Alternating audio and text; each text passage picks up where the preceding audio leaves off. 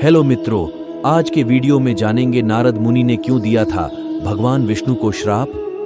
पौराणिक कथाओं के अनुसार एक बार देवर्षि नारद को इस बात का घमंड हो गया था कि कामदेव भी उनकी तपस्या व ब्रह्मचर्य भंग नहीं कर पाए। देवर्षि नारद ने यह बात भगवान शंकर को बताई, लेकिन महादेव ने कहा कि इस बात को भगवान विष्णु के सामने इतने अभिमान के साथ नहीं कहना। शिव के मना करने के बाद भी नारद मुनि ने यह बात भगवान विष्णु को बताई।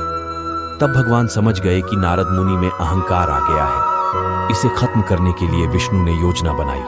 नारद मुनि भगवान विष्णु को प्रणाम कर आगे बढ़ गए। रास्ते में नारद मुनि को एक सुंदर भवन दिखाई दिया। वहां की राजकुमारी के स्वयंवर का आयोजन हो रहा था। नारद उस जगह पर पहुंच गए और वहां की राजकुमारी विश्वमोहिनी को देखकर मोहित हो गए।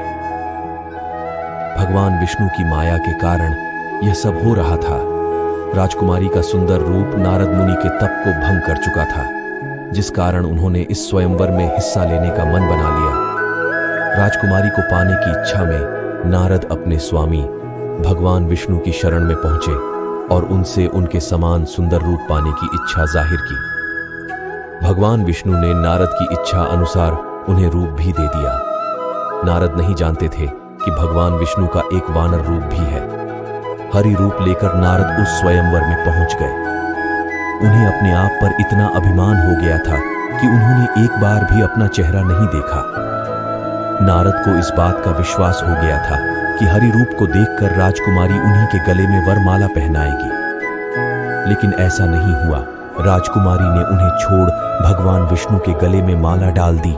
नारद के रूप को देखकर जब उनकी हंसी उड़ाई गई तो उन्होंने सरोवर में जाकर अपना चेहरा देखा और उन्हें भगवान विष्णु पर क्रोध आया।